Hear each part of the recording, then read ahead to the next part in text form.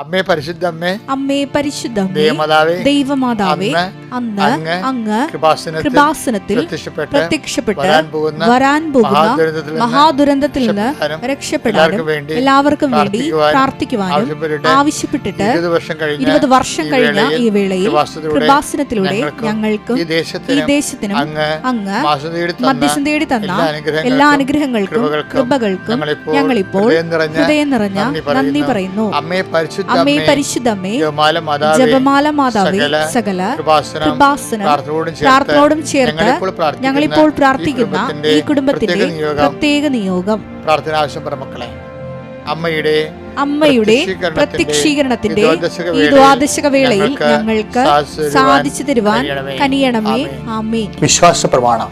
സർവശക്തനായ പിതാവും ആകാശത്തിന്റെയും ഭൂമിയുടെയും സൃഷ്ടാവുമായ ദൈവത്തിൽ ഞാൻ വിശ്വസിക്കുന്നു. അവിടുത്തെ ഏകപുത്രനും ഞങ്ങളുടെ കർത്താവുമായ ഈശോ മിശിഹായിലും ഞാൻ വിശ്വസിക്കുന്നു. ഈ പുത്രൻ പരിശുദ്ധാത്മാവിനാൽ ഗർഭസ്ഥനായി കന്യകാമറിയത്തിൽ നിന്ന് പിറന്ന് പൊന്തിയോസ് പീലാത്തോസിന്റെ കാലത്ത് പീഡകൾ സഹിച്ച് കുരിശിൽ തറയ്ക്കപ്പെട്ട് മരിച്ച് അടക്കപ്പെട്ട് പാതാളങ്ങളിൽ ഇറങ്ങി മരിച്ചവരുടെ ഇടയിൽ നിന്ന് 3-ാം നാൾ ഉയർത്ത് സ്വർഗത്തിലേക്ക് എഴുന്നള്ളി സർവശക്തിയുള്ള പിതാവായ ദൈവത്തിന്റെ വലതുഭാഗത്തിരിക്കുന്നു. അവിടെ നിന്ന് ജീവിക്കുന്നവരെയും മരിച്ചവരെയും വിധിക്കുവാൻ വരുമെന്നും ഞാൻ വിശ്വസിക്കുന്നു. പരിശുദ്ധാത്മാവിലും ഞാൻ വിശ്വസിക്കുന്നു. വിശുദ്ധ കത്തോലിക്കാ സഭയിലും പുണ്യവാന്മാരുടെ ഐക്യത്തിലും പാപങ്ങളുടെ മോചനത്തിലും ശരീരത്തിന്റെ ഉയർപ്പിലും നിത്യമായ ജീവിതത്തിലും ഞാൻ വിശ്വസിക്കുന്നു. ആമേൻ. സുഖസ്ഥനായ ഞങ്ങളുടെ പിതാവേ, അങ്ങയുടെ നാമം പൂജിതമാകണമേ. അങ്ങയുടെ രാജ്യം വരണമേ. അങ്ങയുടെ തിരുമനസ് സ്വർഗത്തിലെ പോലെ ഭൂമിയിലും ആകണമേ. അന്നു വേണ്ടുന്ന ആഹാരം ഇന്ന് ഞങ്ങൾക്ക് തരണമേ. ഞങ്ങളോട് തെറ്റ് ചെയ്യുന്നവരോട് ഞങ്ങൾ ക്ഷമിക്കുന്നത് പോലെ ഞങ്ങളുടെ തെറ്റുകൾ ഞങ്ങളോടും ക്ഷമിക്കണമേ. ഞങ്ങളെ പ്രലോഭനത്തിൽ ഉൾപ്പെടുത്തരുതേ, തിന്മയിൽ ഞങ്ങൾ രക്ഷിക്കണമേ. ആമേൻ. നന്മ നിറഞ്ഞ മറിയമേ, സ്വസ്തി. കർത്താവ് അങ്ങയുടെ കൂടെ സ്ത്രീകളിൽ അങ്ങ് അനുഗ്രഹിക്കപ്പെട്ടവളാകുന്നു. അങ്ങയുടെ ഉദരത്തിൻ ഫലമായി ഈശോ അനുഗ്രഹിക്കപ്പെട്ടവനാകുന്നു. പരിശുദ്ധ മറിയമേ, തമ്പുരാന്റെ അമ്മേ, പാപികളായ ഞങ്ങൾക്ക് വേണ്ടി ഇപ്പോഴും ഞങ്ങളുടെ മരണസമയത്തും തമ്പുരാനോട് അപേക്ഷിക്കണമേ. ആമേൻ. അനുദിന അനുഗ്രഹ പ്രാർത്ഥന. കർത്താവ്, ഇന്നത്തെ ദിവസത്തോട് നന്ദി പറയുന്നു. അങ്ങയുടെ തിരുമുറിവാളുന്ന വലതുകരത്താൽ അങ്ങയുടെ മക്കളുടെ ശിരസ് ആശീർവദിക്കപ്പെടുന്നു. കർത്താവിൻ്റെ കരുണ നിങ്ങൾക്ക് ആവശ്യിക്കട്ടെ. കർത്താവ്, നിന്റെ വിശുദ്ധ പൗരോഹിത്യത്തെ മഹത്വപ്പെടുത്തണമേ. കർത്താവ്, സഭയിലുള്ള സാന്നിധ്യം പ്രകടമാക്കണമേ. അമ്മേ പരിശുദ്ധമായ ദേവമാതാവേ, കാനായിലെ കല്യാണ കുടുംബത്തിൽ എന്ന പോലെ ഞങ്ങളുടെ കുടുംബത്തിലേക്ക് വന്നു നിന്നുകൊണ്ട് ഞങ്ങളുടെ കുടുംബത്തിൻ്റെ പോരായ്മകളെയും ഇല്ലായ്മകളുടെയും വല്ലായ്മകളെയും അവർക്ക് ഇല്ല എന്നുള്ളൊരു വാക്കിൽ തന്നെ കർത്താവെ ഞങ്ങളുടെ ഇല്ലായ്മകളെ പരിശുദ്ധ അമ്മയുടെ മാധ്യസ്ഥത്തിൽ ഈശോയ്ക്ക് ഏൽപ്പിക്കണമെന്ന് പ്രാർത്ഥിക്കുന്നു. കർത്താവെ, ഞങ്ങളത് ഈശോ ഏറ്റെടുത്ത് കഴിഞ്ഞുവെന്ന് പൂർണ്ണമായി വിശ്വസിക്കാനുള്ള വിശ്വാസം വരത്താൽ ഞങ്ങളെ ധന്യമാക്കണമെന്ന് പ്രാർത്ഥിക്കുന്നു. എൻ്റെ കർത്താവിൻ്റെ ഉന്നതമായ നാമത്തിൽ നിങ്ങളെ ആശീർവദിക്കട്ടെ. രോഗികളെ ആശീർവദിക്കട്ടെ.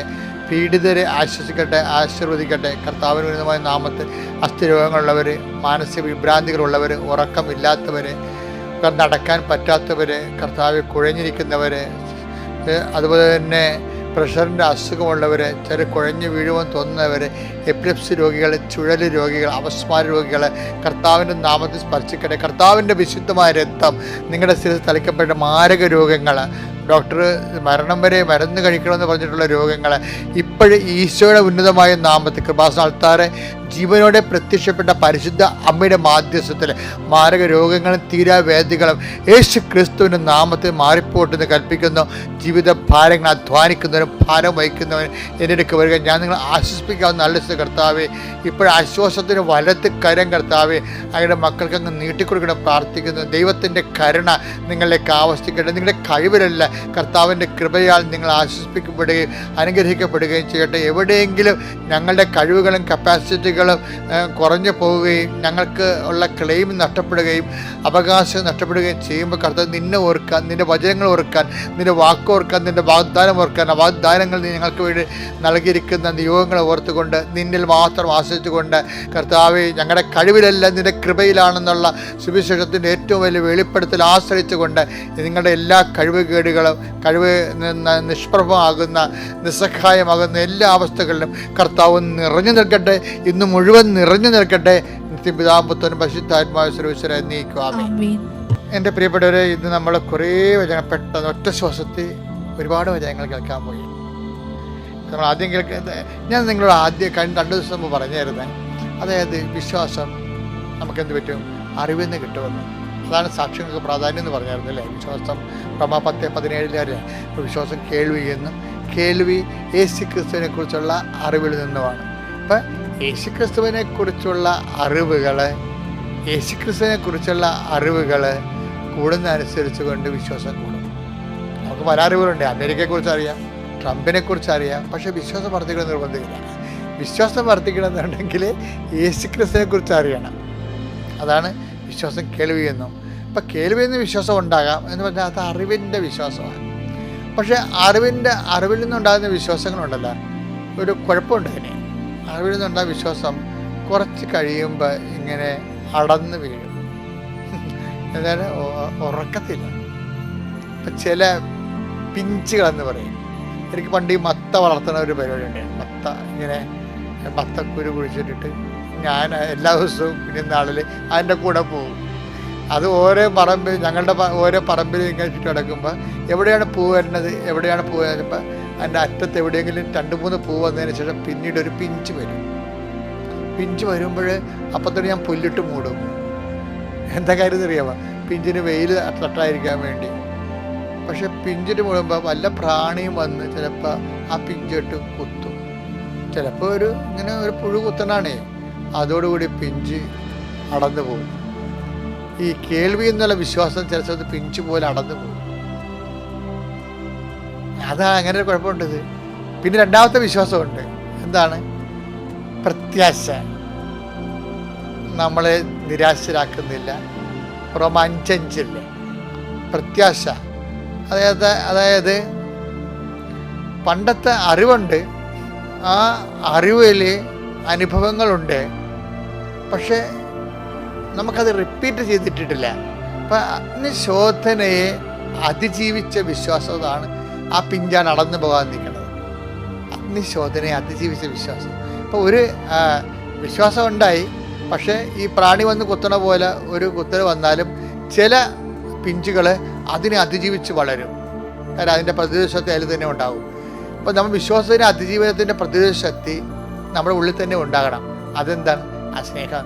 വിശ്വാസത്തിൻ്റെ പ്രതിരോധ ശക്തി നമ്മുടെ ഉള്ളിൽ തന്നെ ഉണ്ടാകണം. ചില പിഞ്ചുകൾ ഇങ്ങനെ പ്രാണികളെ കൊത്തിയാലും അത് അടന്നു പോകാതെ അത് വളരും.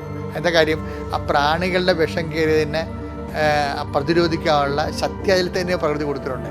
നമ്മൾക്കും വിശ്വാസത്തിൻ്റെ കേൾവി എന്നുള്ള വിശ്വാസമാണെങ്കിലും പ്രതിരോധ ശക്തി നമ്മുടെ ഉള്ളിൽ ഉണ്ടെങ്കിൽ അതെന്താ പ്രതിശോധന എന്ന് പറയുന്നത്? ഗലാത്യർ 5:6 സ്നേഹത്തിലൂടെ പ്രവർത്തന നിരതമായ വിശ്വാസമാണ് സുപ്രധാനം. അപ്പൊ ആ പിഞ്ച് അടന്നു പോകത്തില്ല. ഇങ്ങനെ ഒരു ഹേമം തട്ടിയാൽ പോലും അതിനെ ഈ സ്നേഹം കൊണ്ട് പ്രതിരോധിക്കും. ചില ആൾക്കാർക്ക് വിശ്വാസത്തെക്കാൾ ഉപരി ദൈവത്തോട് സ്നേഹമായിരിക്കും. അപ്പോൾ ദൈവത്തോട് സ്നേഹം ഉള്ളിലുണ്ടെങ്കിൽ വിശ്വാസത്തിന് അല്പം മങ്ങൽ തട്ടി അടന്നു പോയാണ്ട പൗരവത്തിലാണെങ്കിലും നമ്മൾ അതിജീവിക്കും. അതാണ് അതാണ് അതിജീവിക്കും എന്ന് പറയണില്ലേ. 1 പത്രോസ് 1:7 കാരണം അഗ്നിശോധനയാണ്. പ്രാണി വന്ന് കുത്തണല്ലേ പിഞ്ചിലെ. അതെ, അഗ്നിശോധനയെ അതിജീവിക്കണം. എങ്ങനെയാണ്?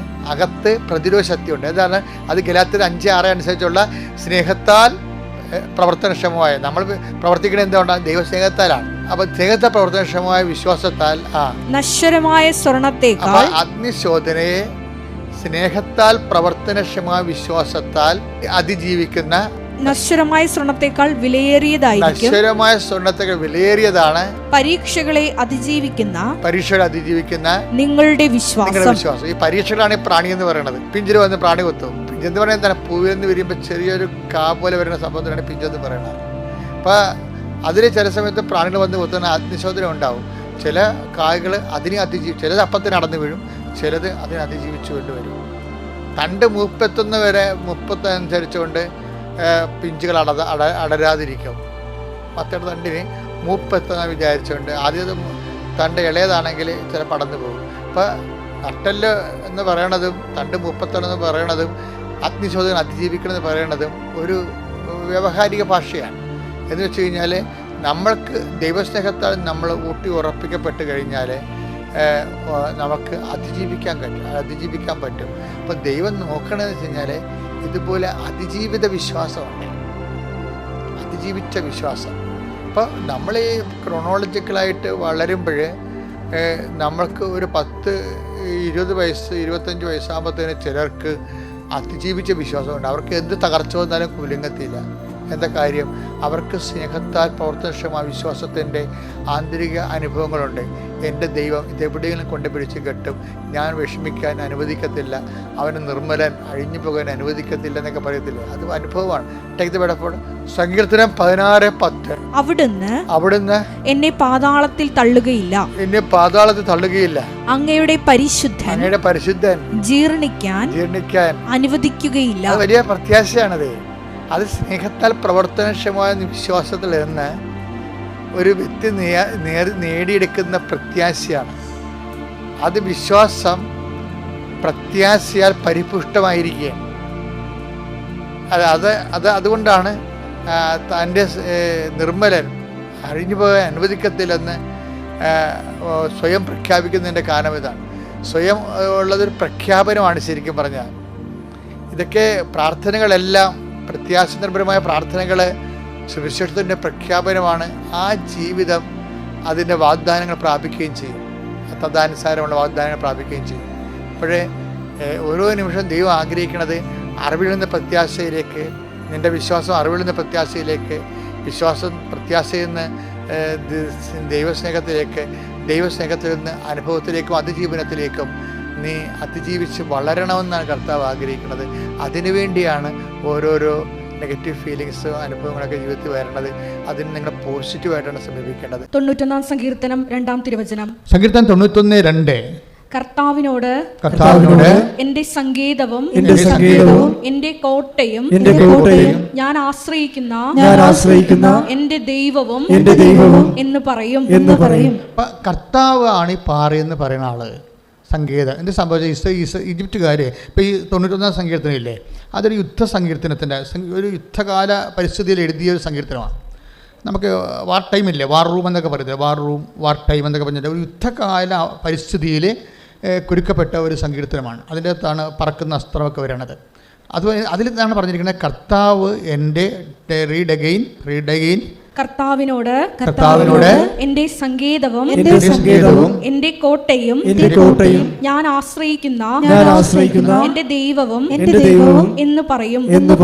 അപ്പൊ നിങ്ങൾ സങ്കീർത്തനം കേട്ടിട്ട് പറയണ്ട, സ്വന്തമായിട്ടൊന്ന് പറഞ്ഞേ, കർത്താവ് എന്റെ സങ്കേതവും എന്റെ കോട്ടയുമാണ്. അതെന്താ ഞാൻ ആശ്രയിക്കുന്ന എൻ്റെ സങ്കേതവും കോട്ടയും എന്ന് പറഞ്ഞ കാരണം അത് യുദ്ധകാല പരിസ്ഥിതിയിലാണ്. ഒരു ഇസ്രയേലിൽ ഒരു യുദ്ധം ഉണ്ടായിക്കഴിഞ്ഞാൽ ആൾക്കാർ ഇപ്പോൾ തന്നെ ഈശോ പറഞ്ഞിട്ടില്ലേ, എന്താണ്, നിങ്ങളെ യൂതിയായിൽ നിങ്ങളെ പീഡിപ്പിക്കുമ്പോൾ നിങ്ങൾ മലമുകളിലേക്ക് പോകട്ടെ എന്ന് പറയുന്നത് വെച്ചാൽ മലമുകളിലൊക്കെ ഒത്തിരിയേറെ ഇതുപോലെ സങ്കേതങ്ങളുണ്ടാവും. ദാവീദും സാവോളും തമ്മിൽ യുദ്ധം ചെയ്തപ്പോഴും സാവോള് ഒളിച്ചിരുന്നതും അതുപോലെ തന്നെ ദാവീദ് ഒളിച്ചിരുന്നതുമൊക്കെ ഇതുപോലെ ഗുഹയിലാണ്. ഇതിനാണ് സങ്കേതമെന്ന് പറയണത്. മലയിലെ സങ്കേതമെന്ന് പറയുന്നത് മലയിലെ പാറയിടുക്കും ഗുഹകളുമാണ്. എന്ന് വെച്ചാൽ ഇത് ഇസ്രയേൽ ജീവൻ രക്ഷിക്കാൻ വേണ്ടി അവരുടെ ജിയോഗ്രഫിക്കൽ റീജിയനിൽ അവരനുഭവിച്ച ഒരു വലിയ സുരക്ഷിത സങ്കേതമാണ്. അത് അവർ ദൈവത്തേക്ക് ആട്രിബ്യൂട്ട് ചെയ്യുകയാണ്. എന്താണ് കാരണം? ഏത് ഗുഹയിലിരുന്നാലും ശത്രുക്കൾ വന്ന്, ഇപ്പം സാവോള് ഗുഹയിലിരുന്നപ്പോൾ സാവോള് വന്ന് അദ്ദേഹത്തിൻ്റെ മേലേക്ക് മുറിച്ചുകൊണ്ട് പോയില്ലേ, അപ്പോൾ അതൊന്നും സുരക്ഷിത സങ്കേതമാണെന്ന് പറഞ്ഞാലും സുരക്ഷിതമല്ലല്ലോ. പക്ഷേ സുരക്ഷിതമായ സങ്കേതം കർത്താവ് മാത്രമാണ്. കൈയടിച്ച് കർത്താവിനെ സ്തുതിക്കട്ടെ. പരമദിവ്യകാരുണ്യത്തിന് എൻ്റെ മക്കളെ, ഇത് വളരെ ശ്രദ്ധയോടെ കേൾക്കേണ്ട ഒരു വചനമാണ്. നിങ്ങൾ പാറ എന്ന് പറയുമ്പോൾ, ഒരു കോട്ട എന്ന് പറയുമ്പോൾ ഇവിടെ ഇതൊന്നും അല്ല പ്രശ്നം. അതായത് കർത്താവിനെയാണ് ഇവർ പാറ എന്ന് വിളിക്കുന്നത്. എന്ന് വെച്ച് കഴിഞ്ഞാൽ ഈ നാശക്കുഴിയാണ്, കുഴഞ്ഞ ചേർന്ന് പറഞ്ഞ നാശക്കുഴിയാണ്. എപ്പോഴും ആണ്ടുപോകാൻ നമ്മൾ ചിലപ്പോൾ ദുഃഖത്തിൽ ആണ്ടുപോകും, ചിലപ്പോൾ പ്രതികാരത്തിൽ ആണ്ടുപോകും, ചിലപ്പോൾ മ്ലേച്ഛതകളിൽ ആണ്ടുപോകും. അങ്ങനെയുള്ള സ്ഥലങ്ങളിൽ ദൈവത്തിന് പ്രവർത്തിക്കാൻ പറ്റാതെ വരും. That is the problem. അപ്പോൾ ദൈവത്തിന് സഹകരിക്കാൻ പറ്റുന്ന ഒരു ഇടത്തിലേക്ക് നിങ്ങളെ ഷിഫ്റ്റ് ചെയ്യണത്. അതാണ് എപ്പോഴും നിങ്ങൾ ശ്രദ്ധിക്കേണ്ടത്. അത് മോസസിന് പ്രതികാരം, വൈരാഗ്യം, മത്സരം, അങ്ങനെ കുഴഞ്ഞ ചേറ്റിൽ നിന്ന് ഇവനെ ഹൊറേബിലേക്ക് ഷിഫ്റ്റ് ചെയ്യും. ഈജിപ്തിൽ നിന്ന് ഹൊറേബിലേക്ക് ഷിഫ്റ്റ് ചെയ്യുമ്പോൾ ദൈവം പറഞ്ഞ വാക്ക് എന്താണ്? എനിക്കിവിടെ വെച്ച് നിന്നെ സഹായിക്കാനും നിന്നോടുകൂടെ പ്രവർത്തിക്കാനും പറ്റുന്ന ഒരു ഇടമാണ്. നിന്റെ ചെരുപ്പ് ഊരി വെക്കണം. അത് പിന്നെ എന്ത് ചെയ്യണം? നീ നിൽക്കുന്ന സ്ഥലം പരിശുദ്ധം. നീ നിൽക്കുന്ന സ്ഥലം പരിശുദ്ധം എന്ന് പറയുമ്പോൾ എല്ലാ സ്ഥലവും പരിശുദ്ധമാണ്. എന്താ അവിടെ ഉദ്ദേശിക്കുന്നത്? എപ്പോഴാണ് നമ്മൾ ഒരു കൺവേർഷൻ നമുക്ക് സംഭവിക്കുന്നത്, അപ്പോൾ ആ സ്ഥലം പരിശുദ്ധമായിട്ട് മാറും. ദൈവത്തിന് ഇൻട്രാക്ട് ചെയ്യാൻ പറ്റുന്ന കമ്മ്യൂണിക്കബിൾ ഏരിയ ആയിട്ട് മാറും. അതായത് കമ്മ്യൂണിക്കേഷൻ ഫ്രണ്ട്ലി ആക്കി മാറ്റണം. അതായത് ഉടമ്പടിയുടെ പ്രധാനപ്പെട്ട ഒരു പ്രീ റെക്വിസിറ്റാണിത്. അതായത് നിങ്ങളെ ദൈവത്തിന് കമ്മ്യൂണിക്കേറ്റ് ചെയ്യാൻ പറ്റുന്ന കമ്മ്യൂണിക്കേഷൻ ഫ്രണ്ട്ലി ആക്കി മാറ്റുക. എന്താ സംഭവം? ഹൊറേബിലേക്ക് മോസസിനെ വിളിച്ചുകൊണ്ട് പോകുമ്പോൾ പറയണത് എന്താണ്? നീ നിൽക്കുന്ന ഇടം പരിശുദ്ധമാണ്. അപ്പോൾ നേരത്തെ നീ പ്രതികാരവും വൈരാഗ്യവും മത്സരവും എല്ലാം നാശക്കുഴിയിൽ കുഴഞ്ഞ ചേറ്റി കിടക്കിയിരുന്നു. അവിടെ നിന്ന് ഞാൻ നിന്നെ തിരിച്ച് വിളിച്ചിരിക്കുകയാണ്. ഇനി എന്താ വിളിക്കുമ്പോൾ ഈ പാറപ്പുറമെന്ന് പറയണത് പോലെ തന്നെ പറയുന്നത് ഒരു നാച്ചുറലായിട്ട് സംഭവിക്കുന്ന പാറയല്ല ഉദ്ദേശിക്കുന്നത്, മറിച്ച് ഒരു വ്യക്തി പാറയായിട്ട് കൺവേർഷൻ ചെയ്യും. അതാണ് വിഷയം. നമ്മളൊരു പാറയായിട്ട് കൺവേർട്ട് ചെയ്യും. ഇവിടെയാണ് കമ്മ്യൂണിക്കേഷൻ സംഭവിക്കുന്നത്. ഇപ്പോൾ ഉദാഹരണത്തിന് ഇപ്പോഴും മത്തായി ശ്രീകാട് സുവിശേഷം 7:24 ശ്രുതികട്ടെ. ഹല്ലേലൂയ, പരിശുദ്ധ പരമദിവ്യകാരുണ്യത്തിന് ആരാധനയും സ്തുതിയും പുകഴ്ചയും ഉണ്ടായിരിക്കട്ടെ. മത്തായി 7:24 എന്റെ ഈ വചനങ്ങൾ ശ്രവിക്കുകയും എന്റെ ഈ വചനങ്ങൾ ശ്രവിക്കുകയും എന്റെ ഈ വചനങ്ങൾ ശ്രവിക്കുകയും എന്റെ ഈ വചനങ്ങൾ ശ്രവിക്കുകയും എന്റെ ഈ വചനങ്ങൾ ശ്രവിക്കുകയും അവ അനുസരിക്കുകയും ചെയ്യുന്നവൻ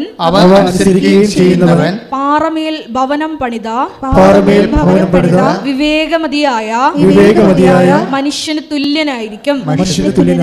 ഇതാണ് ഇതിന്റെ ഗുഡൻസ് എന്ന് പറയുന്നത്. വേറെ ചുമ്മാ പാറയും മണ്ണും പറയുകയല്ല. അതായത് വളരെ ശാസ്ത്രീയമായിട്ടാണ് ബൈബിള് ഒരു വ്യക്തിയുടെ ആധ്യാത്മികതയെ ബിൽഡപ്പ് ചെയ്യുന്നത്. അതായത് ഇങ്ങനെ കുഴഞ്ഞു മറിഞ്ഞ് എല്ലാ വിഷയങ്ങളോടും ആവശ്യമില്ലാതെ പ്രതികരിക്കുകയും ചിലപ്പോൾ നമ്മൾ തന്നെ വീക്ക് വാങ്ങിക്കും, ചിലപ്പോൾ നാട്ടുകാരൊക്കെ ചിലപ്പോൾ അവർക്ക് തിരിച്ച് പണി കൊടുക്കും. ഇങ്ങനെ നാശക്കുഴി കിടന്ന് കുഴഞ്ഞു മറിഞ്ഞ് കിടന്ന ആൾക്കാരെ വീണ്ടെടുക്കാനും ദൈവത്തിന് കമ്മ്യൂണിക്കേറ്റ് ചെയ്യാൻ പറ്റുന്ന ഒരു സിറ്റുവേഷൻ ക്രിയേറ്റ് ചെയ്യാൻ വേണ്ടി ദൈവം കൊടുക്കുന്ന ഫസ്റ്റ് ഡോസ് എന്താണത്? വചനം. അതാണ് ഈ പറഞ്ഞിരിക്കുന്നത്. അതായത് എൻ്റെ ഈ വചനം കേൾക്കുകയും എൻ്റെ ഈ വചനം കേൾക്കുകയും അതനുസരിച്ച് ജീവിക്കുകയും ചെയ്യുന്നവര് പാറമേൽ തന്റെ ഭവനം പണി ചെയ്ത ബുദ്ധിമാനായ മനുഷ്യന് തുല്യനാണ്. അപ്പോഴേ എന്ത് സംഭവിച്ചു കഴിഞ്ഞാല് ഒരു വ്യക്തി അവൻ പലതരത്തിൽ ദൈവത്തിൻ്റെ വചനം നിരാകരിച്ചുകൊണ്ട് അവൻ്റെ സ്വന്തം ബുദ്ധിയിലും ശക്തിയിലുമൊക്കെ ആശ്രയിച്ച് ഓരോരോ കാര്യങ്ങൾ ചെയ്ത് കൂടുതൽ കുഴപ്പവും മുറിവുകളും ഒക്കെ ഉണ്ടാക്കി നാശക്കുഴി കിടക്കുന്ന അവസ്ഥയിൽ നിന്ന് ദൈവം ഇവന് ഷിഫ്റ്റ് ചെയ്യുമ്പോൾ ഫസ്റ്റ് ചെയ്യണത് അവനോട് പറയും ദൈവവചനം അനുസരിച്ച് ജീവിതം പുനഃക്രമീകരിക്കാൻ ചെയ്യും. That is covenant. മനസ്സിലായില്ലേ? ഇവിടെയാണ് കവനൻറ്റ് വരുന്നത്. ഉടമ്പടി വരുന്നത് അങ്ങനെയാണ്. നാശക്കുഴി എന്നുള്ള രക്ഷിക്കുന്നതിന് ദൈവത്തിൻ്റെ ഒരു മെത്തേഡാണ് ഉടമ്പടി. അപ്പോൾ ദൈവം പറയും എനിക്ക് നിനക്ക് കമ്മ്യൂണിക്കബിളായിട്ട് ഇപ്പം നമ്മൾ ചിലരോട് മൊബൈൽ വിളിക്കുമ്പോൾ പറയും നിങ്ങൾ റേഞ്ചുള്ള സ്ഥലത്തേക്ക് മാറി നിൽക്കാൻ പറയത്തില്ലേ? അതാണ് സംഭവം. ഇത്രയേ ഉള്ള കാര്യം. നമ്മൾ ഒരാളുമായിട്ട് മൊബൈൽ സംസാരിക്കുക പറയും, നമ്മൾ കീ കൂക്കു എന്നൊക്കെ പറഞ്ഞ് കേൾക്കുമ്പോൾ പറയും നിങ്ങൾ റേഞ്ചുള്ള സ്ഥലത്തേക്ക് മാറി നിൽക്കാൻ പറയും. എന്താ കാര്യം? ദൈവം അത്രേ ഉദ്ദേശിക്കുന്നുള്ളൂ. നിങ്ങളെ ഷിഫ്റ്റ് ചെയ്യും. ദൈവത്തിന് കമ്മ്യൂണിക്കേറ്റ് റേഞ്ചുള്ള സ്ഥലത്തേക്ക് നമ്മൾ മാറ്റി നിർത്തും. മോസസിന് റേഞ്ചില്ലാത്ത സ്ഥലത്ത് നിന്ന ആളാണ് മോസസ്. എബ്രാഹിം റേഞ്ചില്ലാത്ത സ്ഥലത്ത് നിന്ന ആളാണ്. കാര്യം വല്ല മഹാപോക്രികളായിരുന്നു. മഹാപോക്രികളുടെ കൂടെ ജീവിച്ചു കഴിഞ്ഞാൽ ദൈവത്തിന് അവനോട് ഇൻട്രാക്ട് ചെയ്യാൻ പറ്റത്തില്ല. അത് വിഷയമാണ്. അത് വിട്ടുപോരാൻ പറയും. അതുകൊണ്ട് വിട്ടുപോരാൻ ലോത്തിനോടൊക്കെ പറയത്തില്ലേ, നിങ്ങൾ അവരെ വിട്ടുപോരാനൊക്കെ പറയത്തില്ലേ? അതായത് എപ്പോഴും ചില സമയത്ത് ദൈവത്തിന് take the word of God വിട്ടുപോരുക.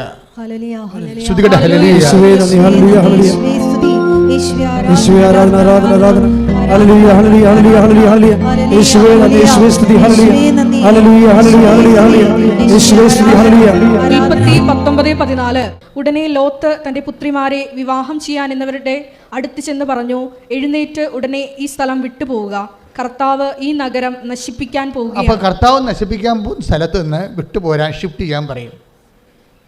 അതായത് നമ്മൾ തിന്മകളിലാണെന്നെങ്കിൽ അവിടെ എപ്പോഴായാലും നാശം വരും. ദൈവത്തിന് കമ്മ്യൂണിക്കേറ്റ് ചെയ്യാൻ പറ്റത്തില്ല. അതാണ് പ്രശ്നം. ദൈവത്തെ കമ്മ്യൂണിക്കേറ്റ് ചെയ്യാൻ പറ്റത്തില്ല. അപ്പം നിങ്ങളുടെ തിന്മയുടെ ഒരു അവസ്ഥയിലാണ്, കെട്ടുപാടിലാണ്, ചുറ്റുപാടിലാണെന്നുണ്ടെങ്കിൽ എൻ്റെ മക്കളെ വിട്ടുപോരേണ്ടി വരും. ദൈവത്തിന് നിങ്ങളെ സഹായിക്കാൻ പറ്റത്തില്ല. അതാണ് വിഷയം. കമ്മ്യൂണിക്കബിൾ റേഞ്ചുള്ള ഏരിയയിലല്ല നിൽക്കുന്നത്. നിങ്ങൾ നിങ്ങളുടെ വിശ്വാസം നിരക്കാത്ത പ്രണയത്തിലും മറ്റു കാര്യങ്ങളൊക്കെ കുടുങ്ങിക്കിടക്കണമെന്നുണ്ടെങ്കിൽ നിങ്ങൾ ശരിക്കും മുട്ടയെന്ന് കർത്താവിൻ്റെ കണ്ണീരോടെ പ്രാർത്ഥിക്കണം. കർത്താവ് ഞാൻ അകപ്പെട്ടതാണ്, അല്ലെങ്കിൽ എന്നെ അകപ്പെടുത്തിയതാണ്, ഇപ്പോൾ എനിക്ക് ഇപ്പോൾ ഞാൻ ഇപ്പോൾ ചെയ്യണം എല്ലാം ശരിയാണെന്ന് പറഞ്ഞുകൊണ്ടിരിക്കുകയാണ്. ആണല്ലേ പെണ്ണല്ലേ, രണ്ട് ജാതിയല്ലേ, പിന്നെ അടുത്ത് വേറെ എന്നാ നോക്കാനാണ് എന്ന് പറയും. അങ്ങനെ നോക്കി അപ്പോൾ നമ്മൾ ആ രീതി പെട്ടിരിക്കുന്ന സാധനം നമ്മൾ പെട്ടതാണ്. ആണും അല്ലേ, ഇന്ന് രണ്ട് ജാതിയല്ലേ, ആണും പെണ്ണും രണ്ട് ജാതിയല്ലേ ഉള്ളൂ, പിന്നെ എന്താ ഇതിൻ്റെ വേറെ അതൊക്കെ പിന്നെ മതക്കാരുണ്ടാക്കുന്ന സംഭവമല്ലേ. പക്ഷേ വിശ്വാസത്തെ സംബന്ധിച്ചിടത്തോളം ഈ പെട്ടെന്നുണ്ടായിട്ടുള്ള ഒരു ഹൈബ്രിഡ് ഉൽപ്പന്നമല്ല വിശ്വാസം. ആണോ? ഹൈബ്രിഡ് ഉൽപ്പന്നം അല്ലല്ല. ഇത് എത്രയോ വർഷങ്ങളായിട്ട് ഊതിക്കാച്ചി പൊന്നുപോലെ 10,000 ദൈവദാസന്മാരുടെ ജീവിതം കൊണ്ട് വിശുദ്ധീകരിച്ച് സ്ഫുടം ചെയ്ത ഏറ്റവും ശക്തമായ ഒരു ഉറപ്പുള്ള സ്ഥലത്താണ്. കാര്യം അതിൻ്റെ ഇപ്പോൾ നമ്മുടെ വിശ്വാസത്തിൽ തന്നെ എന്തുമാത്രം ആസ്തിഭദ്രതയാണുള്ളത്. ഇപ്പോൾ ശബശാനോസിന് തിരുനാൾ ആഘോഷിക്കുന്ന സഭ അത് വൃത്തികേടായിട്ട് 50 പെരുന്നാളാക്കി മാറ്റി. അതിന് നമുക്ക് പണി വരുന്നുണ്ട്, അതിരിക്കട്ടെ, ഞാൻ അത് പറയണില്ല. പക്ഷേ എന്താ പ്രോബ്ലം എന്ന് വെച്ച് കഴിഞ്ഞാൽ അത് എന്ത് പെക്കൂത്താണ് 50 പെരുന്നാളായിട്ട് നടത്തുന്നത്? ഊളപ്പാട്ടൊക്കെ പാടി, പൂളക്കളൊക്കെ കുടിച്ച് പൂളക്കള്ളം കുടിച്ച് ഊളപ്പാട്ടും പാടി പിശാചിനെ വേറെ ചെയ്തുകൊണ്ടിരിക്കുകയാണ്. അതുകൊണ്ട് സെബസ്ത്യാൻ 50 മുറിഞ്ഞ് ചത്തത് എന്തിനാണ്? ഈ മനുഷ്യൻ ദൈവമാണെന്ന് പറഞ്ഞിട്ട് മകളെ കെട്ടിച്ച് കൊടുക്കാവുന്ന ഡെക്കറേഷൻ പറഞ്ഞു, പറമ്പ് കൊടുക്കാമെന്ന് പറഞ്ഞു. തൻ്റെ പറമ്പും വേണ്ട എനിക്ക്, തൻ്റെ പെണ്ണിനെയും വേണ്ട, ഞാൻ വിശ്വസിക്കുന്നത് നിത്യജീവന് വേണ്ടിയാണ് എന്ന് പറഞ്ഞുകൊണ്ട് വിരുമാർ കാണിച്ചു കൊടുക്കുന്ന ഒരു മനുഷ്യൻ അവൻ ക്രിസ്തുവിന് വേണ്ടി രക്തസാക്ഷിയായപ്പോൾ അവന് വേണ്ടി വേലപ്പട്ടിനെ കാണിച്ചു കഴിഞ്ഞാൽ അവനൊക്കെ വെറുതെ വിടുവാ ദൈവം. അപ്പം അതുകൊണ്ട് ഇങ്ങനെയുള്ള അനാചാരങ്ങൾ ഇന്നല്ലെങ്കിൽ നാളെ സഭയിൽ നിന്ന് മാറ്റേണ്ടതാണ്. ശ്രുതികട ഹല്ലേലൂയ.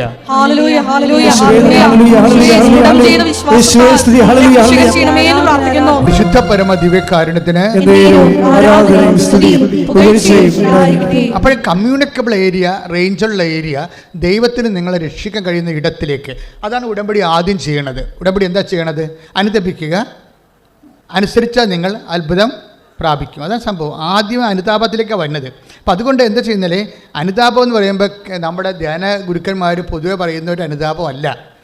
ഉടമ്പടിയിൽ അനുതാപം എന്ന് പറയുന്നത് ദൈവത്തിന് ഇൻട്രാക്ട് ചെയ്യാൻ പറ്റിയ തലത്തേക്ക് ഷിഫ്റ്റ് ചെയ്യണമെന്നതിൻ്റെ അർത്ഥം. ദൈവത്തിന് നിങ്ങളെ സഹായിക്കാൻ പറ്റുന്ന, നിങ്ങളോട് സംസാരിക്കാൻ പറ്റുന്ന, അതിന് കുറച്ച് വിട്ടു പോരേണ്ടി വരും. മനസ്സിലായേ? ലോത്തിൻ്റെ അപകടം എന്താ സംഭവിച്ചത്? ലോത്ത് കൂടാരം സൊദോം വരെ നീട്ടിയടിച്ചു. അതാണ് പ്രശ്നം. ലോത്തിൻ്റെ പ്രോബ്ലം അതല്ലേ? ലോത്ത് നശിക്കാനുണ്ടായിരുന്ന ഇടവ് എന്താണ്? ലോത്തിന് പിന്നീട് ഈ ജോർദാനൊക്കെ ലോത്തിന് ആകാൻ കാര്യം എന്താണ്?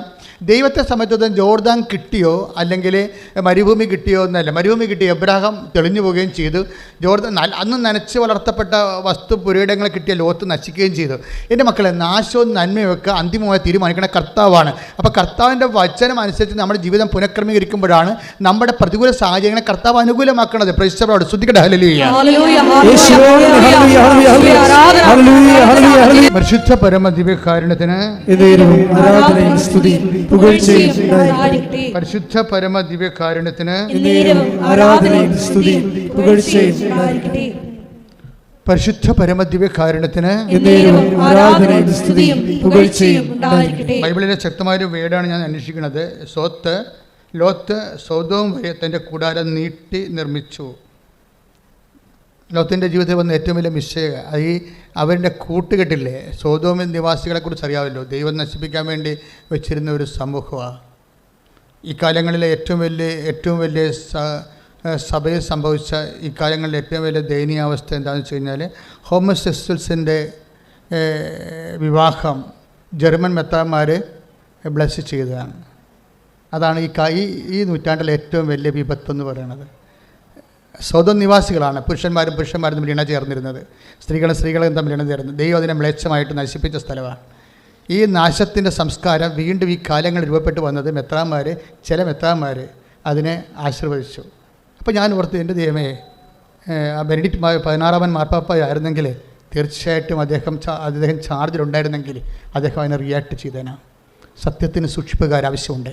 അതിനുവേണ്ടിയാണ് ഹോളിസി ദൈവം നിർമ്മിച്ചിരിക്കുന്നത്.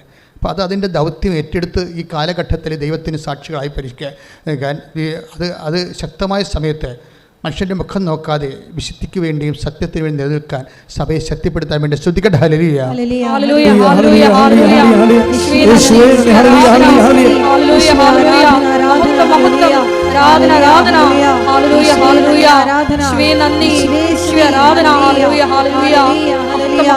പരിശുദ്ധ പരമ ദിവ്യകാരുണ്യത്തിന് അന്ന് മുതലാണ് എബ്രാഹത്തിനോട് ദൈവം പറഞ്ഞത്. എന്താ പറഞ്ഞത്? നീ കുറ്റമറ്റവനായിരിക്കണം, ലോത്തിനെ പോലെ ആവരുതെന്ന്. അതാണ് വിഷയം. ലോത്തിൻ്റെ വിഷയം, ലോത്ത് ഈ ലോകത്തോട് അനുരൂപപ്പെട്ട് തൻ്റെ ശിക്ഷാവിധി ഏറ്റുമേടിച്ച നിമിഷം ലോത്തിനോട് വേർപിരിഞ്ഞു പോരാൻ ഷിഫ്റ്റ് ചെയ്യാൻ പറഞ്ഞായിരുന്നു എബ്രഹാം. സ്വന്തം സഹോദരൻ്റെ മകനാണ് ലോത്ത് സഹോദരൻ്റെ മകനാണ് എന്ന് വിചാരിച്ചുകൊണ്ട് ദൈവതിരുസന്നിധിയിൽ പാപകരമായ സാഹോദര്യം കോംപ്രമൈസ് ചെയ്യണില്ല. അതാണ് വിഷയം. ഇപ്പം നിങ്ങളുടെ സഹോദരൻ്റെ മകനാണെന്നൊക്കെ പറഞ്ഞിട്ട് കഥയില്ല. ലോത്ത് നശിപ്പിക്കപ്പെട്ടതിന് ശേഷം, ലോത്തിനെ വേർപിരിഞ്ഞതിന് ശേഷം എബ്രഹാം ലോത്തിനെ പിന്നെ രക്ഷിച്ചു. പക്ഷേ പിന്നീട് അവർ പിരിയുകയും ചെയ്തു. പക്ഷേ എന്നാലും ലോത്ത് എവിടെയെല്ലാം ചെല്ലുന്നു അവിടെയെല്ലാം പ്രോബ്ലമാണ്. കാര്യം അയാളുടെ മനസ്സ് ക്ലിയർ അല്ലാത്തത് കൊണ്ടാണ് അങ്ങനെ വരണത്. അപ്പം അങ്ങനെയുള്ള ആൾക്കാരുമായിട്ട് വേർപിരിയാൻ വേണ്ടി, പക്ഷേ എബ്രഹാം ഹാരാനിൽ നിന്ന് വിളിച്ചുകൊണ്ട് പോകുന്ന അതേ വിഷയം തന്നെയാണ്. ഹാരാനിൽ നിന്ന് വിളിച്ചുകൊണ്ട് പോകുന്നപ്പോൾ അതിൻ്റെ കൂടെ ഹാരാൻ്റെ കൂടെ അവരുടെ ഒരു റെപ്രസെൻറ്റേറ്റീവിനെ കൂടി വിളിച്ചുകൊണ്ട് പോകുന്നു. അപ്പോൾ ഹാരാനിൽ നിന്ന് പോകുന്നതുകൊണ്ട് പ്രത്യേകിച്ച് പ്രയോജനമൊന്നും ഉണ്ടാവില്ല. പറഞ്ഞു മനസ്സിലായില്ലേ? എബ്രഹാം ഹാരാനിൽ നിന്ന് വിളിച്ചുകൊണ്ട് പോകുന്ന വിഗ്രഹാരാധനയും ഇതുപോലെ സ്വജന വർഗഭോഗവും സ്വവർഗഭോഗവും ഇങ്ങനെയൊക്കെയുള്ള വൃത്തികെട്ട മേച്ഛമായ ജീവിതത്തിൽ നിന്നാണ് എബ്രഹത്തിനെ വിളിച്ചുകൊണ്ട് പോകുന്നത്. പക്ഷേ വിളിച്ചുകൊണ്ട് പോകുന്നപ്പോൾ എന്നാ കുഴപ്പമെന്ന് വെച്ച് കഴിഞ്ഞാൽ അയാളുടെ കൂടെ ലോത്തിനെയും വിളിച്ചുകൊണ്ട് പോകുന്നു. പിന്നെ ഹാരാനിൽ നിന്ന് വിളിച്ചുകൊണ്ട് പോകുന്ന അൾട്ടിമേറ്റ് ആയിട്ടുള്ള ദൈവം ഉദ്ദേശിച്ച കാര്യം നടന്നില്ല. അതാണ് വിഷയമായി പോയത്. ഇപ്പോൾ യാക്കോബിൻ്റെ 2 ലേയായും റാഖേലും പോന്നപ്പോൾ റാഖേൽ അവിടുന്ന് ലാബാൻ്റെ അടുക്കൽ നിന്ന് തിരിച്ച് വാഗ്ദാന നാട്ടിലോട്ട് പോരുമ്പോൾ അവരുടെ വിഗ്രഹത്തെ കൂടി റാഖേൽ അടിച്ചു മാറ്റി കൊണ്ടുപോകുന്നായിരുന്നു ഇല്ലേ? അതാണ് വിഷയം വന്നിരിക്കുന്നത്. അതുകൊണ്ടാണ് പിന്നീട് യാക്കോബുമായിട്ട് മൽപ്പിടുത്തത്തിന് ദൈവം തയ്യാറായതിന് കാര്യം. ഇവൻ്റെ എളി ഉളുക്കി കളയാൻ കാരണം അതാണ്. ഇവൻ കുറേ ധാരണയാണ്, എനിക്ക് ആടുണ്ട്, പശുവുണ്ട്, ഒട്ടകമുണ്ട്, അതെല്ലാം കൊടുത്ത് ചേട്ടായിയെ വശത്താക്കാമെന്ന് വിചാരിച്ചു. അപ്പോൾ ചേട്ടായിയെ കണ്ടപ്പോൾ യശാവ് പറഞ്ഞു, എനിക്കിതിൻ്റെ ആവശ്യമൊന്നുമില്ല, നീ എൻ്റെ കടിഞ്ഞ അവകാശം അടിച്ചുകൊണ്ട് പോയി. പക്ഷേ അടിച്ചുകൊണ്ട് പോയിട്ട് എനിക്കിപ്പോൾ തോന്നുന്നില്ല, കാര്യം നിനക്കുള്ളതിനേക്കാൾ കൂടെ ഇരട്ടി ദൈവം എനിക്ക് തന്നു, പിന്നെ നീ എന്തടിച്ചുകൊണ്ട് പോയെന്നാണ് പറഞ്ഞത്. അതാണ് വിഷയം. ഒന്നും അടിച്ചുകൊണ്ട് പോയിട്ടില്ല, നിനക്ക് തോന്നിയത് അടിച്ചുകൊണ്ട് പോയെന്ന് പറഞ്ഞു. അപ്പോൾ എനിക്കൊന്നും വേണ്ട, ആവശ്യത്തിന് കൂടുതലുണ്ടെന്ന് പറഞ്ഞു. അപ്പോൾ ചേട്ടായിയെ വശത്താക്കാൻ വേണ്ടി മാനുഷികമായ ചില തന്ത്രങ്ങളാണ് യാക്കോബ് കാണിച്ചുകൊണ്ടിരുന്നത്. അപ്പോൾ ഈ മാനുഷിക തന്ത്രങ്ങളും കുതന്ത്രങ്ങളും വെച്ചുകൊണ്ട് നീ മേൽക്കോയ്മ നേടാൻ നോക്കണ്ട, അതിനെ വിട്ടുമാറിയിട്ട് ദൈവവുമായിട്ട് ഡയറക്റ്റ് ഫൈറ്റ് വരണത് അങ്ങനെയാണ്. ഫൈറ്റ് വന്ന അവസാനം ഇവൻ്റെ എളി ഉളുക്കി കളയും. അപ്പോൾ യാക്കോബിന് മനസ്സിലാകും ഇനി ദൈവത്തെ അടിസ്ഥാനപ്പെടുത്തി ജീവിക്കാമെന്ന്. അതുകൊണ്ട് പ്രാർത്ഥിക്കുക, കർത്താവായ ദൈവമേ, എന്നെ അങ്ങ് ഷിഫ്റ്റ് ചെയ്യുന്ന ഇടത്ത് വെച്ച് അങ്ങയുടെ വചനം അനുസരിച്ച് ജീവിക്കുന്ന ഒരു പുതിയ സംസ്കാരത്തിന്റെ ഉടമയായി എന്നെ പുനഃക്രമീകരിക്കണമേ. ശ്രുതിക്കട്ടെ ഹല്ലേലൂയ.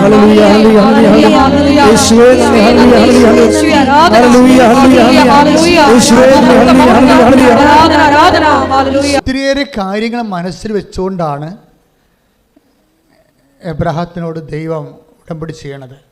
എന്താണ്? നീ എൻ്റെ മുമ്പാകെ വേപരിക്കുക, പിന്നെന്ത് ചെയ്യണം? കുറ്റമറ്റവനായിരിക്കുക. അതെന്താ ദൈവം അങ്ങനെ പറയാൻ കാരണം? ലോത്തിനെപ്പോലെ ആകരുതെന്നതിൻ്റെ അർത്ഥം. അതാണ് വിഷയം. നമ്മളെപ്പോഴും അത് ഒറ്റക്കത് വായിക്കുമ്പോൾ ഓർക്കും അതിൻ്റെ മുമ്പാകെ ദൈവമല്ലേ, ദൈവത്തിൻ്റെ മുമ്പാകെ വ്യാപരിക്കുമ്പോൾ കുറ്റമറ്റവനായിരിക്കേണ്ടത്. അങ്ങനെ അല്ല പ്രശ്നം. ഒരു തേർഡ് പാർട്ടിയെ മുന്നിൽ കണ്ടുകൊണ്ടാണ് ദൈവം സംസാരിക്കുന്നത്. എന്താണ്? ഉൽപ്പത്തി 17:2 സർവശക്തനായ ദൈവമാണ് ഞാൻ, എൻ്റെ മുമ്പിൽ വ്യാപരിക്കുക, കുറ്റമറ്റവനായി വർത്തിക്കുക. Praise the Lord. അത് പറഞ്ഞ സർവശക്തനായ ദൈവമാണ് ഞാൻ, എൻ്റെ മുമ്പാകെ വ്യാപരിക്കുക, കുറ്റമറ്റവനായി വർത്തിക്കുക. എന്നിട്ട് ഇതിൻ്റെ അർത്ഥം ലോത്തിനെ പോലെ ആവരുത്, സോദോം നിവാസികളെ പോലെ ആവരുതെന്നതിൻ്റെ അർത്ഥം. അതിൻ്റെ അർത്ഥം അതാണ്. എന്ന് വെച്ചാൽ നിൻ്റെ കൂട്ടുകെട്ടുകൾ പരിശോധിക്കണമെന്ന് അർത്ഥം. മനസ്സിലായില്ലേ? നീ ഏത് ഉടമ്പടി എടുത്താലും നിൻ്റെ കൂട്ടുകെട്ടുകൾ പൊളിയാണെങ്കിൽ, ഇപ്പോൾ പൊളിയെന്ന് വെച്ച് കഴിഞ്ഞാൽ പണ്ടൊക്കെ മോശമെന്ന് അർത്ഥം, ഇപ്പോൾ പൊളിയെന്ന് വെച്ചാൽ നല്ലതാണ്. എന്തൊരു മനുഷ്യൻ്റെ ലാംഗ്വേജിൻ്റെ പോക്കി.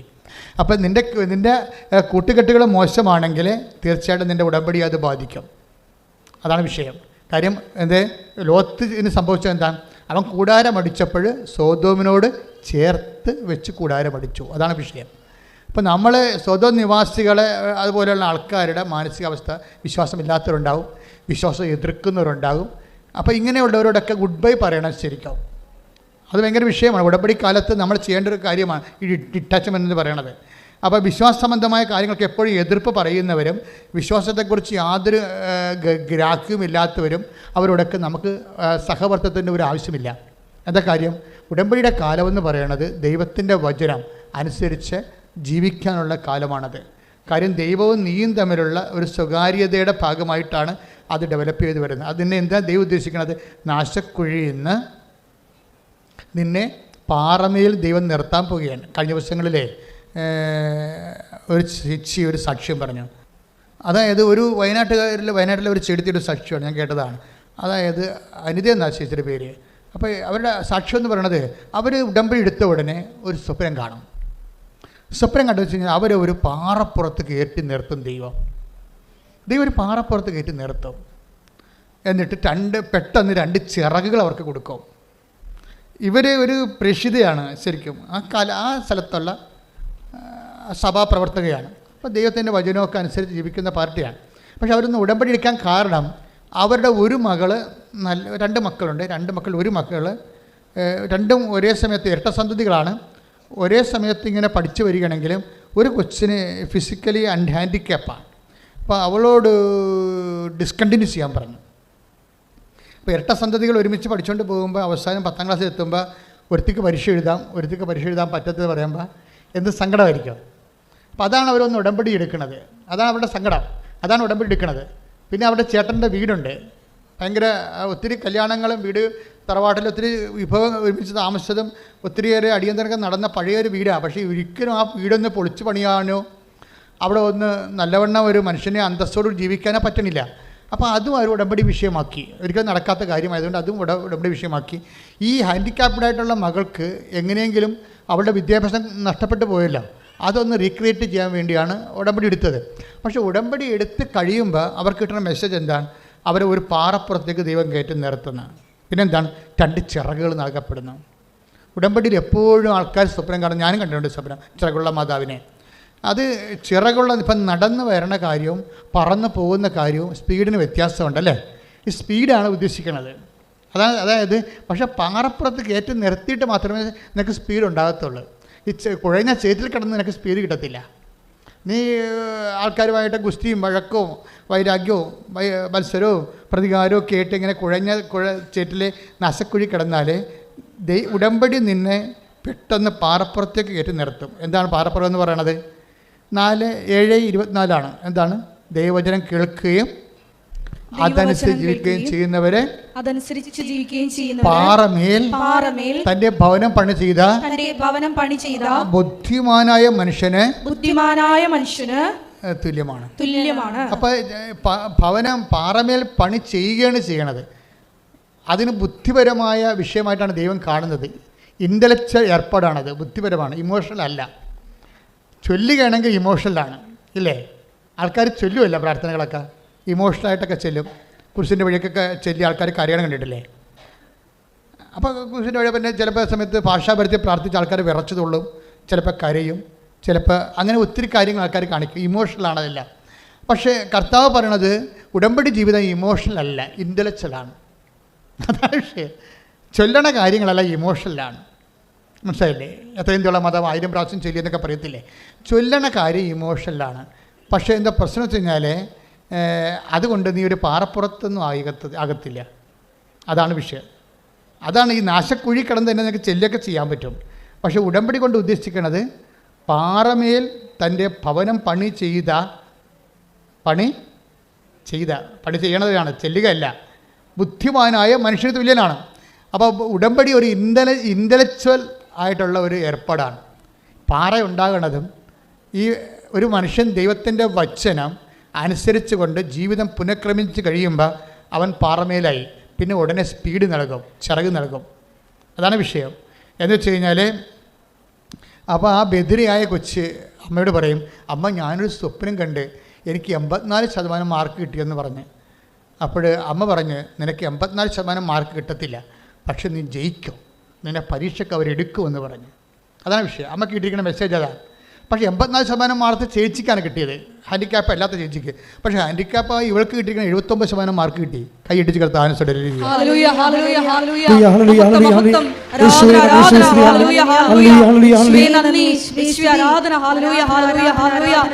ഉടമ്പടിയെടുത്ത മക്കള്